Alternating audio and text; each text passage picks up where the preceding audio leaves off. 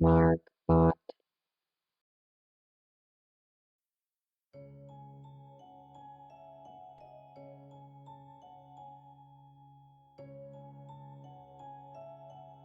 I have commented on several posts in Reddit's Let's Not Meet about stalkers and learning the warning signs. I decided to post the story of my best friend and what her life is like with a stalker. This will be the abridged version, but still will be long. She knew of him through a mutual friend. He lived in Delaware. We lived in Chattanooga, Tennessee. He came to visit his friend, met her once, then decided to move here. After he had lived here for 6 months, they began dating. 3 months into the dating, he admitted he moved here because he wanted to be closer to her, even though they weren't romantically involved at the time. Before they ever dated, he asked her what she wanted for her birthday. She said that she liked stars, so something with stars on it. He literally bought her a star in the sky and named it Tara. It was also accompanied with a very intense and creepy love letter. She didn't see it as a warning sign and liked the attention. I told her that it was overboard and creepy. The first week of them dating, he began going through her phone and purse at every opportunity. She was furious and told him her phone was private. She said he could only snoop if he had a good reason to do so, not just because he wanted to keep tabs on who she texted. She put a lock on her phone, but didn't take long for him to figure out the lock code. He didn't admit to going through her phone again, but she knew he was because he would always seem to bring up a person that may have texted her that day, or the subject that had been spoken of. Some phone numbers of her closest guy friends had been changed in her phone as well. He couldn't let her go anywhere without him. He would make plans with her for every single day of the week, and then make her promise to follow through with the plans, even though they lived together. If she ever went back on the plans because something else came up that she wanted to do, he would throw a fit and say that she was a liar because she didn't keep her promise. It was things like she had promised to eat dinner at home with him. Small things. He would often react violently. She became increasingly agitated with his controlling and smothering behavior, and told him that she wanted to go have girl time with me, that she needed some breathing room for a night. He made her promise to let him come if we hung out with other people. About an hour before she was coming to meet me, I got a phone call from a friend that had moved across the country. He was in town and wanted to see me. I told him that I would have a friend with me that night, but we'd swing by his house for about an hour if she was okay with it. I asked Tara if she was cool with it, and she said of course. A few minutes later, I get a text from him asking if he could come because of the promise that Tara had made to him. I said, I'm sorry, but I don't think it's acceptable.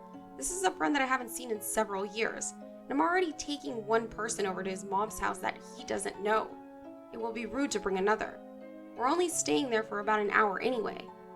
A few minutes later, Tara texts me and says she's walking out her door. She never makes it to my house. I called and texted but couldn't get her. I finally get one text from her just saying, help. I immediately drove to her apartment where I found her on the balcony. He had stolen her phone and locked her on her balcony so she couldn't leave. They broke up for a while, and I guess out of being lonely, she got back with him. One night, he burst through my door unannounced because he hadn't talked to Tara in 30 minutes. She went to dinner with a family friend, and he was following her and spying on her. Her phone had died. He panicked when he lost track of her. He freaked out in my living room and accused me of lying for her. I also found out that he had saved the numbers of all the guys she had in her phone. I told him he was not allowed to be near me again, even if Tara was with him. He seemed to act normal for a while until Tara became pregnant. He was ecstatic, and she was scared. After about a week, she started getting excited about being a parent. That was until she started adding some things up. Her birth control had mysteriously vanished not long before she got pregnant. He was giving her vitamins every day and watching her take them. He said she needed to take them because she's anemic. She looked up the pills and they were for fertility. She also remembered a few times when he said he was wearing a condom and she didn't think it felt like one was there. He had been trying to get her pregnant. She understandably chose to not keep the baby after finding this out. She was terrified of him after this. He would have used that baby as a way to get to Tara. It would have meant nothing more to him. They split again. He still lived in their apartment after they split, and she would drop by here and there to get some of her stuff. He seemed to be handling things okay until Thanksgiving. He threw her all over the apartment when she stopped by for her stuff. That night, he said he was going to spend the night out of town in Nashville and that he needed Tara to stay there and watch his puppy. She made sure it had food and water, but didn't want to be there in case he came back. He did. At 1 a.m., she gets dozens of phone calls from him. He was never in Nashville.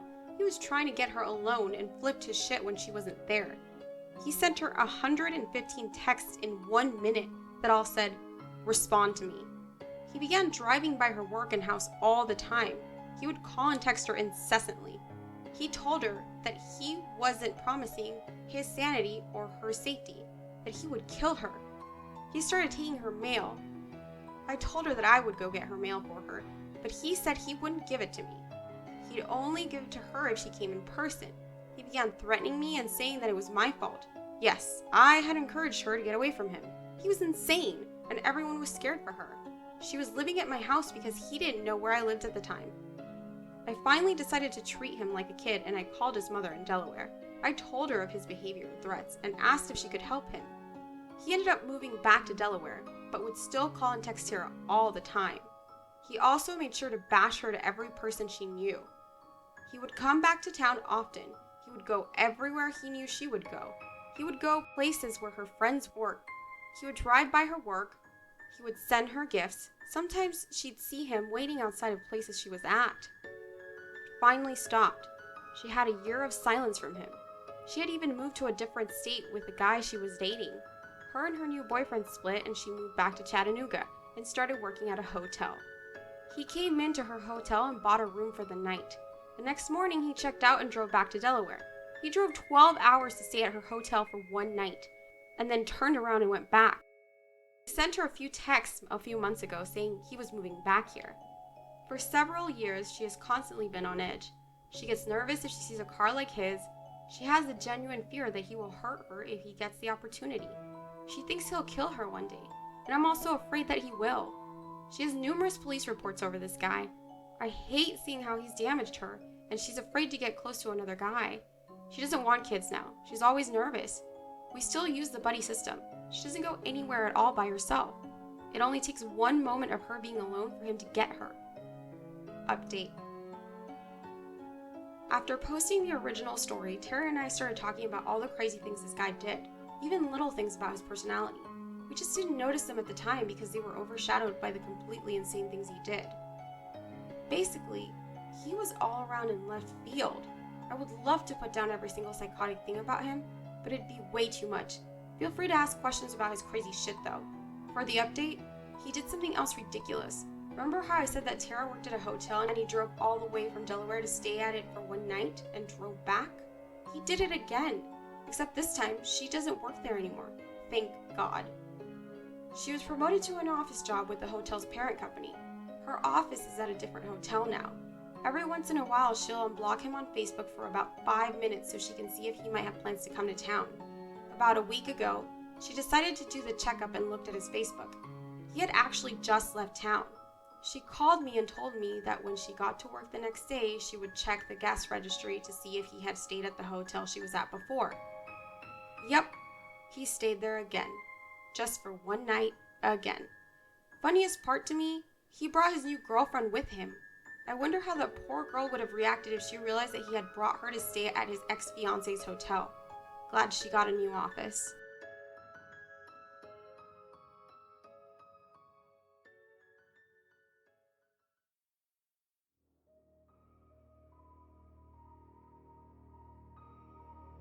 This story takes place around a year and a half ago, at the beginning of 2014. I had been split up with my ex-girlfriend for a few months, and felt it was time to move on and find someone else. But I was, and still am, a relatively introverted guy, and I don't particularly care for the whole club scene. So I decided to try online dating for a while. Online dating seems to be a theme which reoccurs a lot on this subreddit.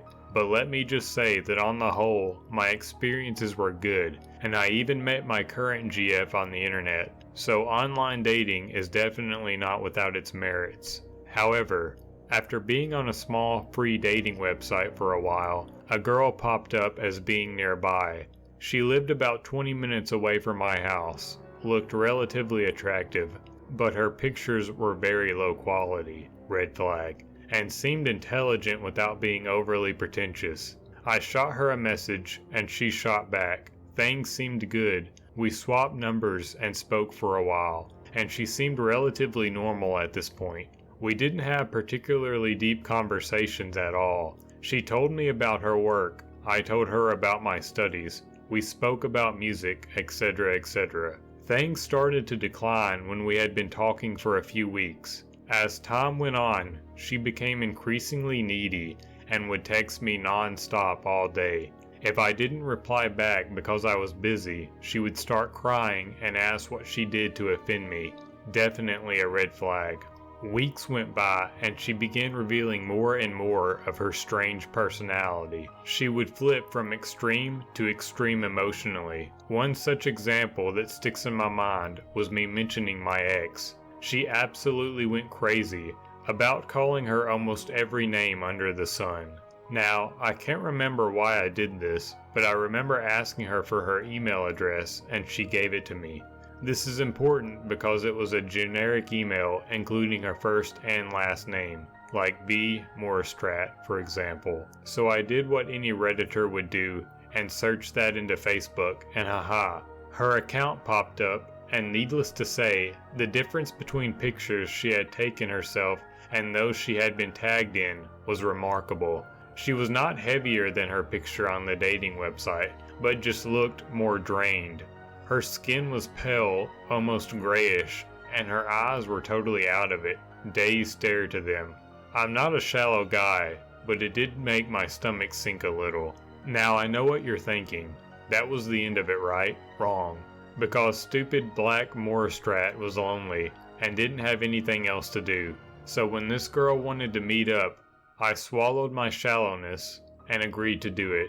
I'd meet her and we could spend time together. On the morning we had planned, I didn't hear from her. She eventually texted me before I left to cancel our arrangement and say she had been in the hospital the night before with a heart attack. I freaked and asked if she was okay, and she said she was fine. They had managed to save her, etc. Now, I should say that in the weeks prior to this, she had been becoming more and more dark and depressed, and I was the same. She was discussing suicide and self-harm, and it was dragging me down. I had really tried to cheer her up, but I needed support myself, not to be an emotional crutch for her. So eventually I decided I couldn't do it anymore and told her that I wish her well, but I decided that I thought it would be best that I didn't talk to her anymore. Remember I told you about her flipping from mood to mood? Well, every time I had wanted to break things off, she went crazy, often threatening suicide and self-harm. I had been having my doubts about her since way before the Facebook discovery, but didn't want to kick a pathetic, lonely girl while she was down. However, her manipulation eventually led to a deep resentment, so when I told her I'd had enough, I wasn't thinking about her. I wanted her to leave me alone. She said I was the only reason she hadn't killed herself already, and that she was going to OD. I tried to call her, but she didn't answer, and I didn't know her address. I didn't sleep at all that night. When morning came, I checked every news source I could, to no avail. There was no record of anyone ODing or dying by any means in her area. I checked her Facebook and saw her status and profile picture had been changed that morning, and didn't seem to be anything out of the ordinary. IIRC, it was like, can't wait to go out with so-and-so tonight. I got a text from her number that afternoon, claiming to be her mother, saying that her body had been found and that I was invited to her funeral. The kicker? She had been commenting on Facebook posts, happy as can be the whole time I had been receiving the text. I blocked her number and tried to forget it all ever happened. Until her name popped into my head a few months after. I had no intention of talking to her, but decided to Google her name just out of curiosity, as it was a very unusual and strange sounding name. The first hit on her name was a news website, showing a story of how she had been given a restraining order for aggravated harassment of some other dude, including persistently threatening suicide and self-harm, sending text messages and abusive calls. She also cut her wrist and smeared blood over his door, windows, and car.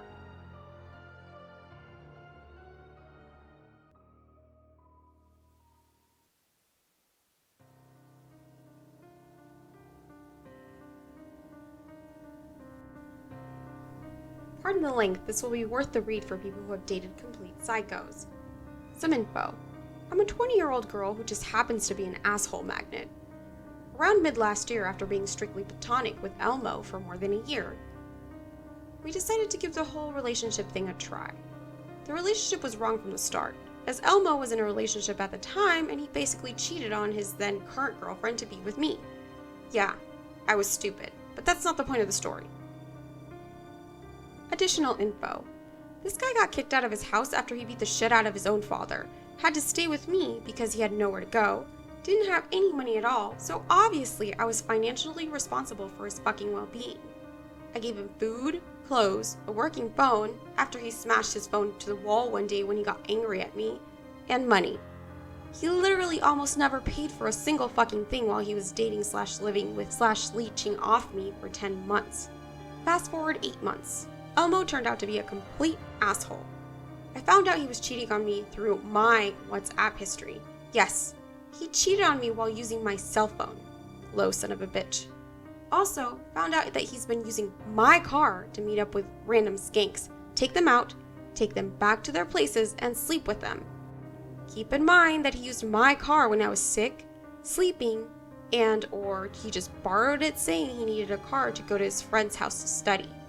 Also found out that he has been cheating on me several times from friends who have seen him in public with different girls using my car and paying for them using my money. Once, I also went out with Elmo and a few friends and 2 juniors of mine. I had shit to do, so I didn't stay long and I had to take myself home to my parents' house, since I can't have Elmo following me around as my parents hate his guts. I suggested for Elmo to catch a ride with the others, which he gladly did, and ended up harassing one of my juniors / forcing her to kiss him. By the way, the junior was his best friend's little sister. I finally had enough of that shit and confronted him, which only ended up with him slapping me, dragging me out of the house, smothering me while I was trying to scream, banged my head against my car, picking me up, and throwing me on the floor. All of this happened at around 3 to 4 in the morning while it was raining hard, so none of our neighbors had any clue what was going on. Now this is my fault. We broke up but still kept in contact and hung out together. There were no feelings left, but I guess I was just used to having him around. He had to leave to Europe for an internship, so we parted. I ended up dating this really nice guy, Ari, who I've been friends with for about a year. As you figured, Elmo goes all batshit crazy. He started calling my close friends, asking them where I was, who I was with, and what I did that day, etc. This went to a point where I start getting complaints from my friends, saying that Elmo was utterly annoying. One friend even had 88 missed calls from Elmo within an hour. He also started stalking all of my social media accounts, sending me texts saying something like, "You replied this tweet, why won't you reply my messages?" Or, "You're online." He also started sending me messages saying how he doesn't have money to eat there, how he has lost so much weight since he got there, basically saying how he is just suffering in Europe. A friend of mine who is also doing an internship there sees him every day and said he was doing just fine. He also went to a point where he told my best friend that he was using drugs and that he wanted to commit suicide. Luckily, my best friend didn't really give a shit, knowing that he is well known for his overdramatic behavior. The cherry on top of the cake was when he threatened to kill my friends and my family members if I didn't want to get back together with him. So obviously, being tired of all this shit, I told my dad about this Elmo guy, who calmly said he wouldn't mind taking this whole thing to court if Elmo won't stop harassing me. Eventually, all the crazy stopped. I had blocked him on every social media app available, but I still hear from friends that he still tweets about me sometimes. As for today, I'm still happily dating my boyfriend Ari, and haven't had Elmo trying to reach out to me for months. Thank God for that.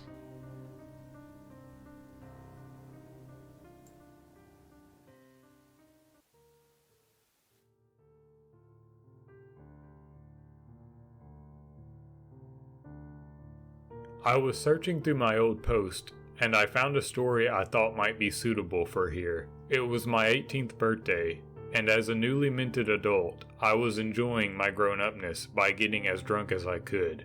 I'm with my friends in this pub in town, and we're gathered around a table. There's maybe 6 of us. A couple of tables over, there's a group of girls, and there's maybe 6 of them. One of them catches my eye when I look over, and she's stunning. Long red hair, bright blue eyes, full pink lips. I look away and carry on drinking, but she keeps catching my eye again and again. We do that thing where you both catch each other looking, then pretend you weren't looking at all, whilst doing it even more. Eventually, I need another drink, so I get up and head to the bar, and I notice her doing the same. At this point, I notice her body. She's short, but with a great figure. Breasts that are good and round and big. Small waist, wide hips, great bum, everything. I'm pretty much fully in lust with this girl, and we've not even met. We get to the bar, and I let her order before me. She gets something like a lemonade, unusual for that pub, but I figure someone's got to be the designated driver, and it's probably her. I order a pint for myself, turn around to head back, and she's there, right behind me. We get to chatting, and she tells me her name's Helena. I make some kind of Shakespeare joke, she laughs, and I'm in. The rest of the night, I talk mostly to her, though it's cool, because the other lads have descended on the group of girls at the other table. The evening wears on, and eventually we get to the, well, are we going to fuck, or just agree to meet each other again, or fuck off and pretend this never happened stage. We go for the former. We go back to my place, being very careful not to wake my parents up because I'm still shit and live at home, and have a great night. Long story short, we ended up going out for a while, always meeting out somewhere, then heading back to mine. Eventually, we drift into actually being a couple, and from there, we start to do more coupley things, and that's when the crazy leaks in. She starts arguing with me about every little thing imaginable, from not saying hello in the right way, to not being there to wake her up at precisely 6:01:09 in the morning, or whatever. Every argument escalates into whatever the fuck she's decided to rant about, and always ends the same way. She threatens to dump me. I coax her back, we kiss, we fuck, everyone's happy. After maybe a month and a half of this or so, I get bored of it all. I do the decent thing, and take her out for coffee to a cozy little cafe. Tell her in the best way I can that we're not working out, and it's all pretty surprisingly amicable, except it's not. The phone calls start, always from a private number, always of crying, at first to my mobile, then to my home phone, always a private number, always crying. I know she's faking it because if I had never answered the phone, my parents would have had a friendly little chat, then hand the phone to me, and immediately it's like Niagara Falls of fucking tears. Then the emails, weird, ranty emails of gibberish and threats and pleading to take me back, hundreds of them. There'd be days when they'd come every 5 minutes, days when there'd be nothing at all. I changed my number to get rid of her, got a whole new mobile number, and we went X directory with our number, changed my email too. I still got them for about 6 months after, but eventually they stopped. And that should have been the end of it, little did I know. I started going online, on various forums, games, etc. On one such forum, I struck up a friendship with a girl on there. I know she was a girl, because she showed me pictures of herself with little scribbled, "Hi, OFAB, I'm random username," and whatever, which is pretty conclusive as evidence goes. We had a great time chatting and whatever, and we had so much in common, it was completely insane. Like, not only did she like the same things I did, but she was this utterly stunning little brunette, like a proper English rose. Anyway, eventually we started going out, having little Skype chats, though she never went on cam, which I was cool with because I looked like shit a lot of the time. Things started out well, but over time she got a bit too clingy for my liking. She'd ask where I'd been if I was a minute late, or got jealous if she'd seen a picture of me on Facebook with another girl. She got upset at the slightest thing, or angry if I mentioned another girl's name, even if it was Louise said she liked my work, when Louise was the lecturer for my course. Eventually I got pissed off, dumped her, and we had a nice clean break. I avoided those forums, changed my Skype, because remember, I'd had bad times with my previous ex and communication stuff, and that was that. Not learning my lesson at all, I went on different forums, found another girl, and got to know her too. This one was a tanned blonde, all boobs and legs, and sexy as fuck Australian accent. She liked most of the same things I did, with enough difference that we could teach each other how to do things, how to appreciate things, how to like things. She was laid back too, and compared to the latest ex, she was a breath of fresh air. If I got on Skype half an hour later than I said I would, she was cool with it. If I spent a conversation talking about my lecturer, using her name every dozen words, she'd bitch along with me, making me laugh, making me smile, making me love. Eventually, I talked of meeting her, though it was a long way from England to Sydney, and expensive as anything. I was willing to fly to meet her, because I wanted to see her face to face, to see the places she told me about, to go to the clubs and bars and restaurants she told me she loved. I wanted to hold her in my arms and kiss her, and actually have a proper girlfriend again. She immediately broke up with me, saying I'd only be disappointed with the reality. Then came the latest girl. She was Canadian, brunette, something of a rock chick, completely different to my usual kind of girl. We met on some chat site I used when I was bored, got talking, swapped details, etc. She introduced me to a ton of music I'd never even considered listening to, and I did the same for her. If I complained about something, she told me to man the fuck up. If I turned up late, she told me it was fine because time is something the man makes us believe in. She was the coolest fucking girl I'd ever known. Again, we dated, on Skype and whatever. Again, we talked about meeting. Again, she broke up with me, saying that it had all just been in fun or whatever. It was cool, it was amicable, and fine. And that was that.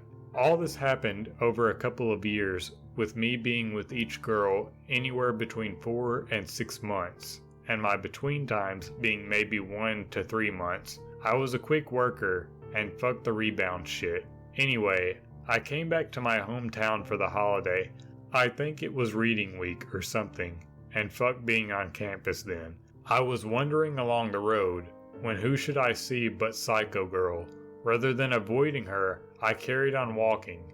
She came up to me, said she had something to tell me, and we needed to talk, desperately. I made all kinds of excuses, but each one she batted aside until she wore me down. We went to the pub, and she told me something that basically terrified me. She hadn't wanted to give up on me, so she'd used what she knew of me to find places I'd go online. She hadn't wanted to give up on me, so she'd used what she knew of me to find places I'd go online. She'd made different accounts, lots of different accounts, in the hopes that she'd find me, so she could talk to me, and try to win me back. Except she'd make fake accounts, so I wouldn't immediately ignore her. See where this is going? Yep, every one of the girls I dated had been her. Using pictures of friends, using fake accents, pretending to not know things she knew. She'd followed me across at least a dozen different websites, stalked me across hundreds of posts and threads, and all the time had made me believe I was talking to completely different people.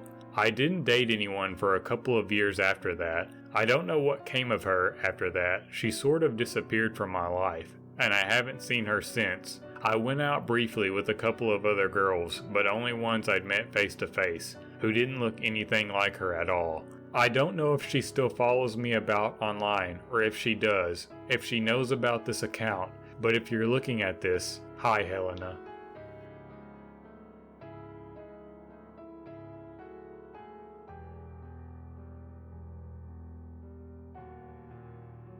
Hello everyone, just wanted to say hi and let you know that I now have an Instagram. I don't think I've told anybody, but it should be on my YouTube description or banner. Also, huge shout out to Sir Psycho for joining me on this collaboration. His picture should link you to his channel if I did this correctly. So just go ahead and click on his picture now and sub to his channel. That'd be great. Have a great day or night whenever you're listening to this. Margbot out.